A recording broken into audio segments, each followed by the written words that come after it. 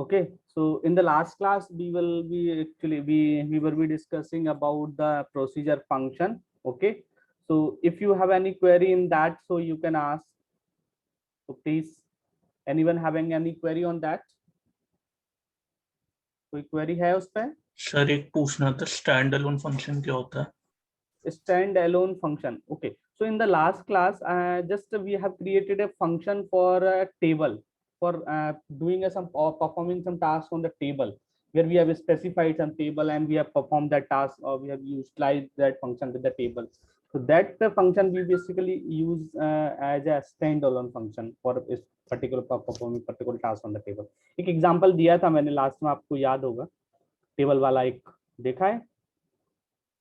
ये सर उसमें ये डाउट था कि स्टैंड अलोन के लिए हम जब फंक्शन बनाते हैं हाँ, तो हम एज यूज करते हैं, तो वो टेबल के लिए स्पेसिफाई करने के लिए यूज होता है बस, और कुछ नहीं है। एज मतलब एक रिनेमिंग एज ए यूज, जैसे होता है ना कि कोई वर्ड को किस तरीके से यूज करना है पूरा, यस सर। उसके लिए बताया, उसके लिए बस यूज करना होता है, और तो ज्यादा कुछ नहीं है उसमें। तो टेबल वाला एग्जांपल तो शायद मैंने बताया था। मैं एक बार पुरानी पीपीटी ओपन कर रहा हूँ, देखता हूँ। प्रोसीजर एंड फंक्शन है ना, तो फंक्शन स्टैंडअलोन फंक्शन का फंक्शन क्रिएट ट्रू और ओके। तो ये वाला ही था ना, ये यस सर। लिखा है ना PLS example using the table. तो here we have created a function called customer table. Okay, the function will return the total number of customer in the customer table. So that kind of function is called as a standalone function. So just we have created here this function. Okay na, is it okay na? Yes sir. Okay, so here we have just specify one table. So we have specified one task. That task we have to perform on a specific table. So that we are considering as a standalone function for that table, है ना। तो ये नीचे example दिखाया था कि इसको use कैसे करना है, तो प्रो प्रोसीजर दिखाया था, है ना। तो इसी को एज तो कुछ नहीं है, एज के लिए जैसे यहाँ पर return number is total number of customers जैसे डिफाइन कर रहे हैं ना, ये पूरा लाइन है यहाँ से यहाँ तक। अब इसको एक लाइन कंसीडर करो, रिटर्न नंबर इज और एज। ओके, यहाँ पे ओके सर। ऑब्लिक में लिखा था ना, शायद याद होगा मेरे को, ये लिखा है ना, इज और एज लिखा है ना। Yes sir. Data type is और एज जैसे भी यूज करना चाह रहे हो उससे कोई फर्क, इज यानी कि इंस्टेड ऑफ इज। ओके, तो उसको एज यूज करके रन करके देखा था आपने इसको? यस सर, रन हो रहा था। हाँ, तो उससे कोई फर्क नहीं पड़ रहा है, कुछ भी यूज करो। एज वो बस एज मतलब रिनेमिंग के वजह से यूज करते हो ना ऐसा, बस, और कुछ नहीं है उसका मतलब ज्यादा। ठीक है ना, दोनों यूज कर सकते हो, और करके लिखा है ना। ठीक है, so in this today's class basically we are going to start with the PSQL cursor or trigger. We will try to complete the trigger as well. Okay, exception handling we will study in the next class. Okay, so what is cursor and what is trigger, that we will have to see in today's class. So any other doubt in the previous class that you can ask, और कोई कुछ है query है related to the previous class? Yes, तारू, जतिन, कुछ भी query और कुछ है?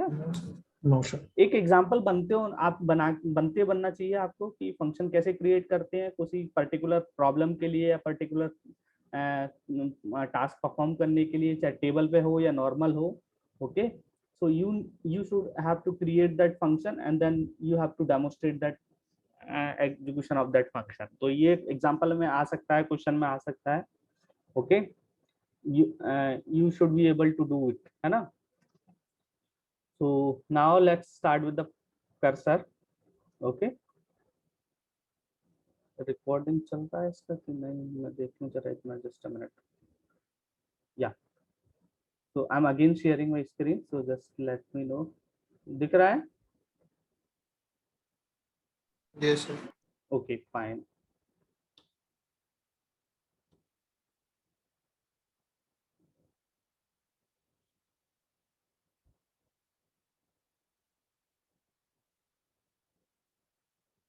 Okay, let's start with the cursor.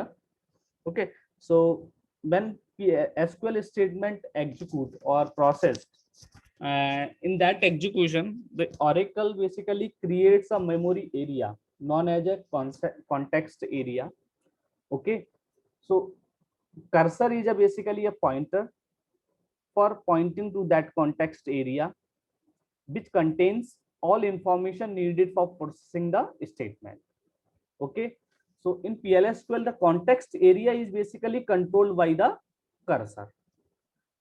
If you have executed some SQL program or SQL query, then you have seen sometimes after the completion of a query, you will receive some statement, and at the last statement, like number of number of rows are updated, or number of rows is created, or table is created, like that message you have received from the SQL.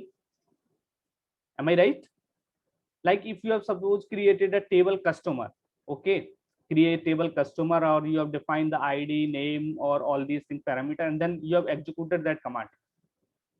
After the execution of that command, you have received some message or information like table is created, like that, hai na? So that information is basically stored in the context area, okay, in SQL.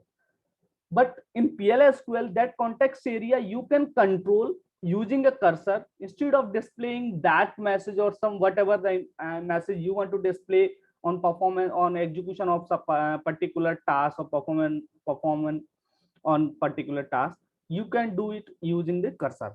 Okay, you can control that memory area with the cursor. So PLSQL provide a new feature, cursor, to control that context area. Okay, cursor contains the information on select statement and the rows of data accessed by it. Okay, so cursor is used to refer to a program to fetch, process the rows written by the SQL statement one at a time. Whenever a statement, execution of a statement return up one row, then that row will be, or that information of the execution of that row will be stored in the context area. You can refer that context area using a cursor. Okay, so in the PLSQL, there are two types of cursor: implicit cursor or explicit cursor. Implicit cursor, it means they are automatically created or generated by the Oracle. There is a no explicitly we are defining that cursor. That will provide default message or default information from the context area on execution of the SQL or DML commands like insert, update, delete.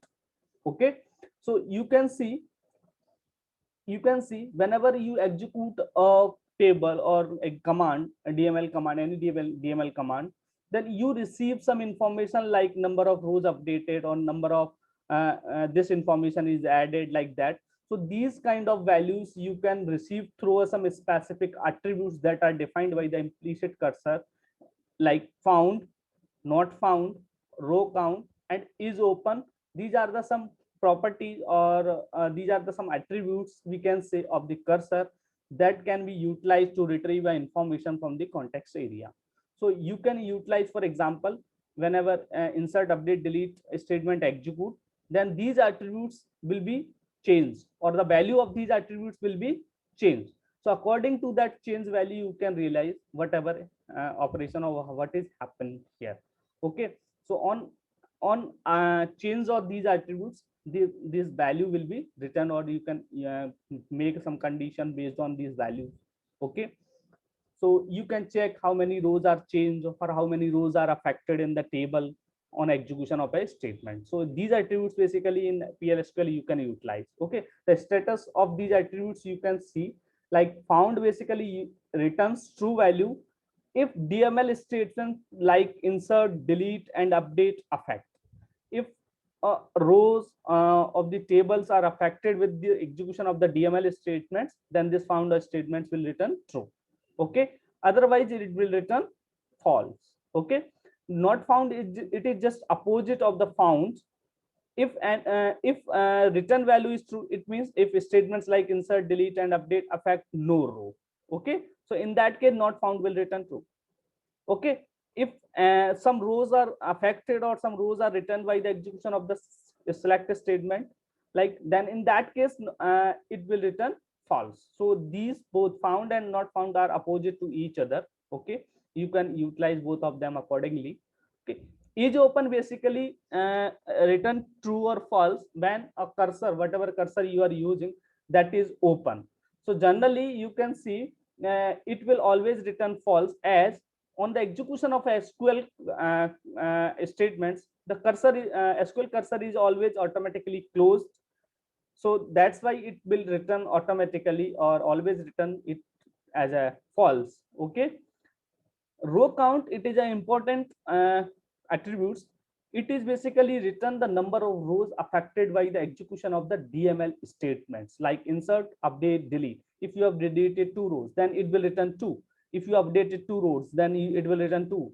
Like if you have inserted 1, 2 or 3 rows, like according to that it will return automatically that value by the row count attribute. So you can utilize these attributes accordingly.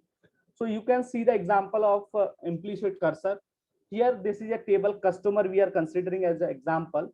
Here you can see there are 5 attributes or 5 columns in this table, and these rows are given here.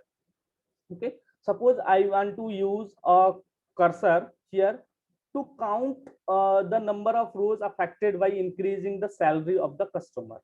Okay, suppose I want to increase the customer salary by 5,000 for each customer. So if the customer salary of first customer is increased, then this row will be counted, and similarly customer salary of the second customer will be increased, then we are counting second row. Similarly we are counting for others. Okay, and then this value will be stored in this row count. So when we are going to print this row count attributes in the PLSQL program, that it will return the number of rows affected by this updation of this salary. Okay, so you can see the example here. We are creating this PLSQL program. Here you can see like declare, we are declaring a total number of rows as a one variable in the PLSQL program as a number. Now we are executing update command. So you can see update customers set salary equals to salary plus 5,000. So it means whenever this command executes, so it will actually update the salary of all the customer inside this table. So 5,000 will be added with each customer, year and plus so with each row. So all these 6 rows will be affected on the execution of this command. Okay, so when all these rows are affected, it means the row count value will become 6. Okay, so row count value will become 6.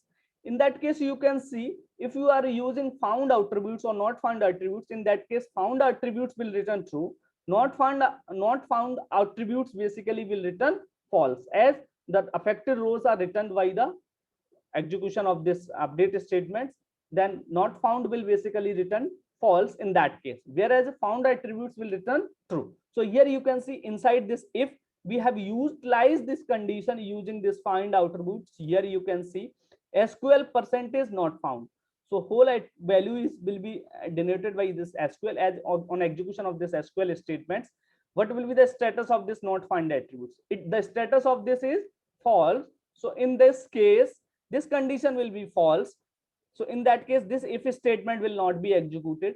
Whereas you can see the condition for or the status of this find attributes will be true, as this is affecting 6 rows, so it will return true. So in that case, what will happen? We are counting total rows. The value is stored in this row count variable. So we are directly assigning this row count variable to the total rows, whatever the variable we have created. Now we are directly printing this total rows here.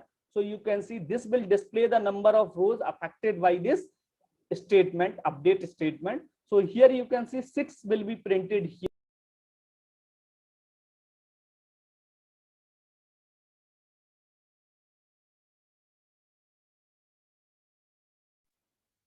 Hello.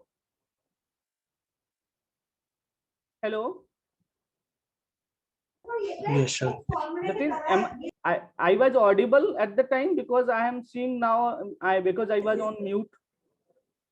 No, sir, आपका disconnect हो गया था शायद. Okay, now I am audible. Yes, sir. Okay, so now I'm again sharing my screen. So please please interrupt me. Okay, now.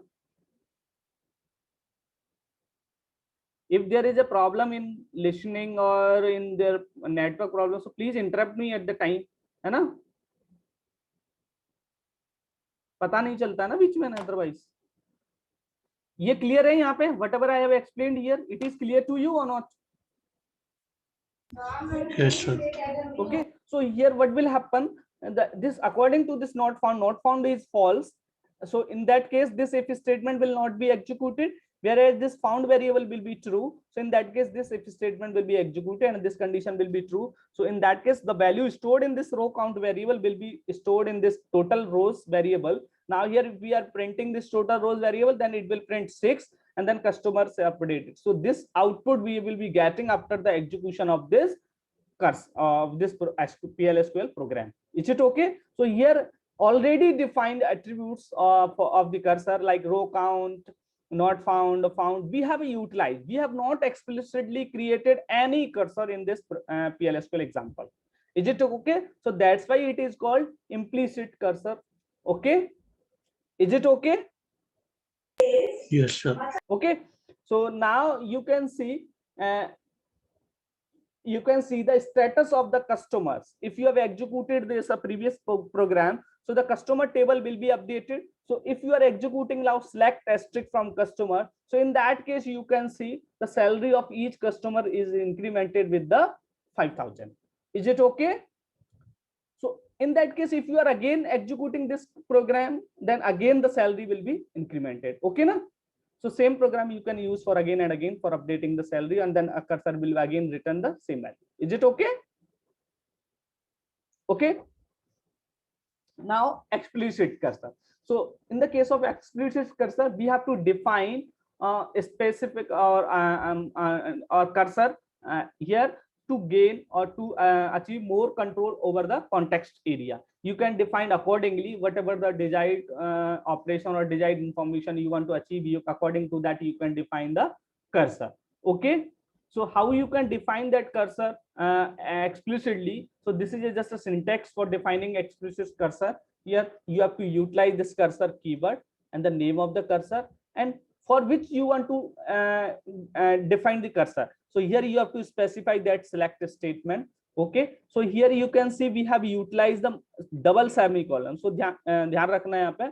So here we have to specify the select statement, है ना, so that you can utilize this cursor. So you can see the example later. Okay, whenever you are working with the explicit cursor, first declare the cursor to the initialize memory and then open the cursor to allocate the memory. Okay, as in that case of implicit cursor, there is a no need to initialize the memory or cursor, or no need to declare any cursor, and no need to allocate any memory. But in the explicit cursor you have to do all these operations. So you have to do declaration and open the cursor for allocated memory, so that memory will be allocated where you can store the information that will be retrieved using the cursor later. Okay, now you can store the information in the memory, created memory. So you have to use the fetch. So fetch the cursor to retrieve the data. Now after completing the operation that you want to perform with the cursor, now you have to close the cursor. Okay, so that the memory allocated to that cursor will be released. Okay, so you can see the example here. First declare the cursor. If you want to declare it, then you can utilize this syntax for declaration, cursor name, and is here you can specify the select statement. Is it okay? So whatever the select statement you want to specify. Next, open the cursor. In order to open the cursor, you have to just open keyword here you have to use, and then you have to specify the cursor. Now the cursor is able to fetch the data value on the execution of the SQL statements. Okay, so that value can be stored in this context area. Okay, so now how you can fetch the value? So here you have to specify the fetch, cursor name, and whatever the value returned by the execution of the SQL statement, that will be stored in the context area, and then context area will be pointed out by the cursor name or cursor. So now if you want to store that value of the cursor in some variable list, you can specify your variable list, then the value of the cursor will be stored in this variable. Okay, is it okay? So after the fetching, you can close the circle by using this close key. Okay, so then memory allocated to that cursor or the for the context area, that will be released. Okay, so that you can do it. So now you can see the example for the cursor. Like let's suppose this is a customer table. Okay, you can consider here again there are 5 rows. Okay, now we have to create or execute this program to retrieve the customer name and address. Yes, okay. So whenever we are retrieving the name and address, so that the value will be or the information, how many rows are retrieved, how many rows are updated, like that. This should be stored in the context area. So how you can uh, how you can uh, declare the customer cursor for that. Okay, so you can see this example here. Here we are retrieving the information of the customer. So what information you want to retrieve? Like customer ID we want to retrieve for the customer unique identification of the customer, and the name and address. So name is actually here whatever the type. According to the type, you can create the variable in the PLSQL program by specifying the percentage type. So here, whatever the type of this customer.id, it means customer is, this is a table. Okay, customer.id, it means whatever the type of that customer.id, that will be same type will become of the CID variable. So here 3 variable we have declared: C name, C address, and CID. So all these variable of type of ID, name, and address. Is it okay? Same type of will be assigned to these variable. Okay, so this is a simple step. I think there should be no issue in an understanding of this line. Okay, now here you can see we have created here cursor C customer. So here we have created a customer for the following SQL command.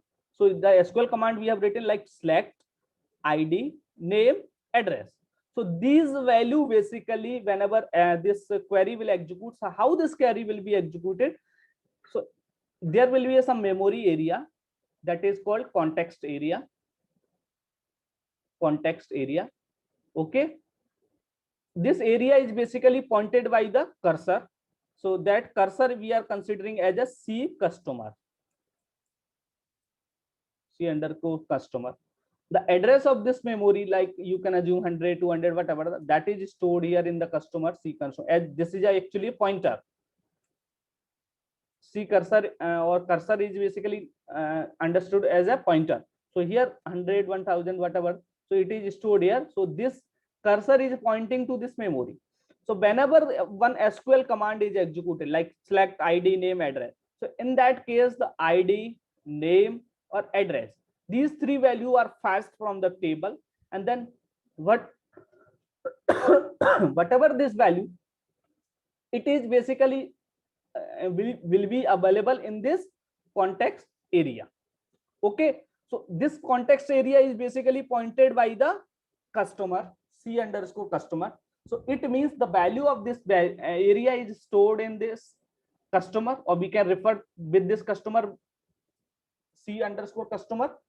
Okay, so cursor. So now you can assume the whatever the value written by this SQL, that will be stored in this C customer. Okay, so in that case every value is stored in this C customer. Okay, now this area will having all the values, whatever value written by this SQL query, all the values in this memory area. Okay, now this whole area is basically pointed or referred by this C customer. So you can run a one loop for this C customer to fetch the data, from C customer into some specific variable. Okay, so you can see here we have opened this C customer to store the information, or to store the information or data whenever the SQL or select command is executed. So this data will be in C underscore customer. So we have written here fetch command to fetch the data. Okay, from C customer. So C customer basically fetching data from the SQL statement. Now this data will be basically written into the 3 variable, whatever 3 variable we have written: C underscore ID, C underscore name, C underscore address. So into basically used to transfer the value, whatever the value is here, that into the these variables. So separately it is transferring this value CID, C name, or C address into these variable. Now this loop will be terminated when C customer will not return any, or in there will be no value inside this C customer. Okay, So this not found having a true value, then this condition, this loop will be terminated. So not found, it means there will be a no row. Okay, otherwise this loop will be continue execute. So value stored in this CID CNAME will be here printed using this dbms underscore output dot put underscore line CID CNAME CAddress. Okay, so after completion of this loop, we can close this customer C underscore customer cursor. Okay, so this cursor is closed here. Okay, so whenever this program will be executed, so this will provide the value like id print होगा पहले तो 1 आ जाएगा, एक space आएगा, space के बाद हमको name print करना है तो फिर क्या आएगा यहाँ पर रमेश. ओके, देन यहाँ पे फिर स्पेस आएगा, फिर एड्रेस, एड्रेस में क्या आ जाएगा Allahabad. Is it okay? So now फिर सेकंड आएगा, सेकंड आ जाएगा यहाँ पे, फिर ऐसे करके सेकंड, फिर थर्ड, ऐसे करके प्रिंट होता चला जाएगा. Is it okay? So that will be the output after the execution of this cursor program, explicit cursor program. Is it okay?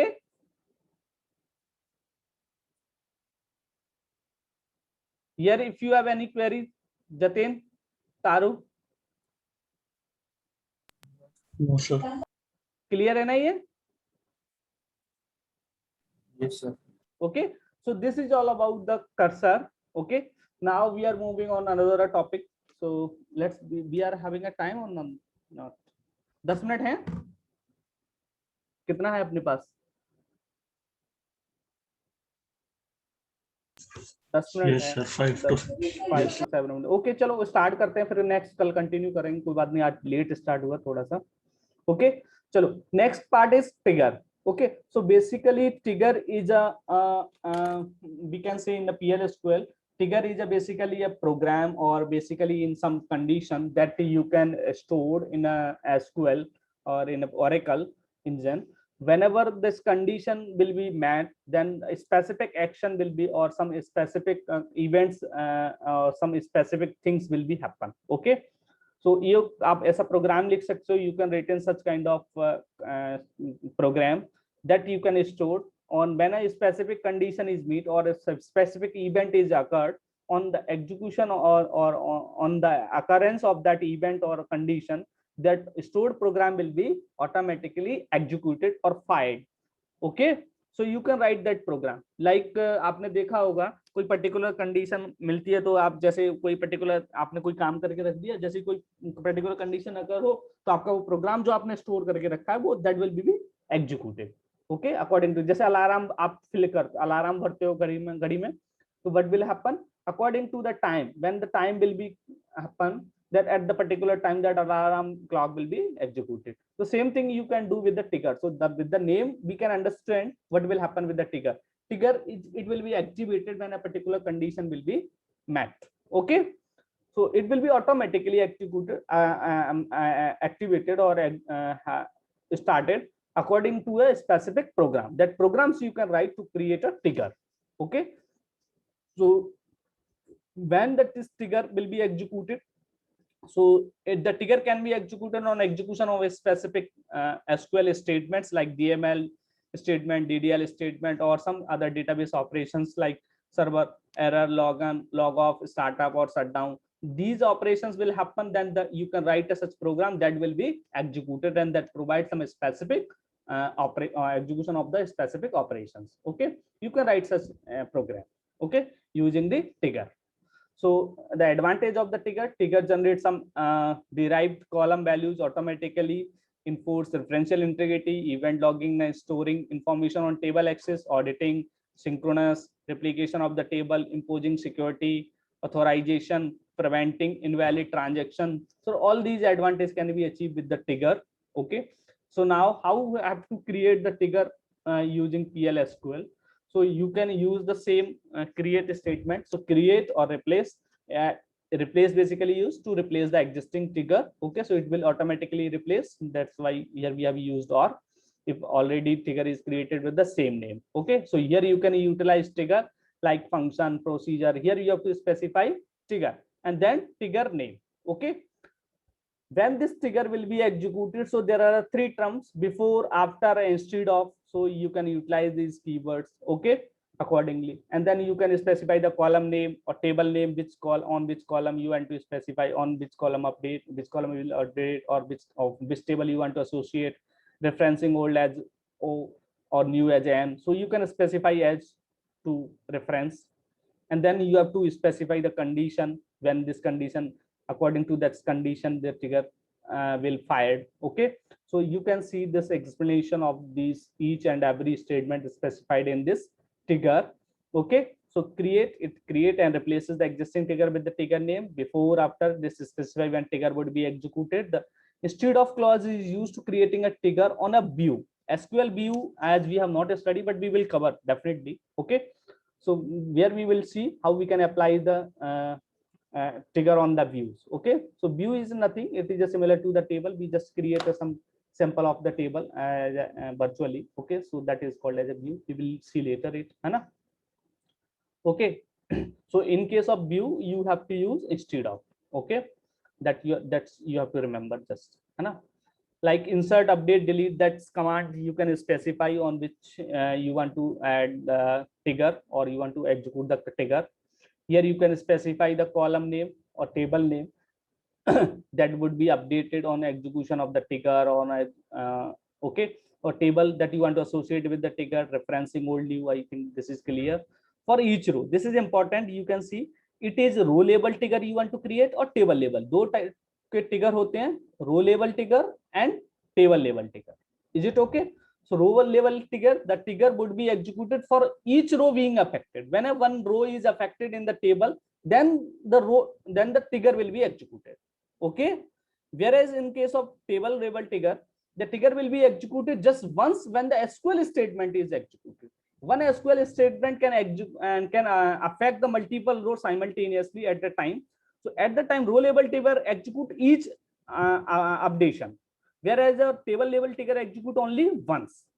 Okay, na, with a SQL statement. Okay, is it okay? So it is difference is clear for table level trigger and for row level trigger. Is it okay? Hello. Yes, sir. Okay, so now when condition is basically used for row level trigger, when it provide a condition for rows which the trigger would be fired, it will be only valid for the row level trigger. So when you can utilize only with the when the row level trigger is used. Okay, so we will see the example of trigger. I think in the next class, as we are not having a much time. Okay, तो next class में अपन trigger भी पढ़ेंगे और exception start कर देंगे. तो I think trigger will be finished और exception के लिए ज्यादा एक क्लास और लगेगी, वो भी नहीं लगेगी, हो सकता है दोनों एक ही में हो जाएंगे. ओके ना?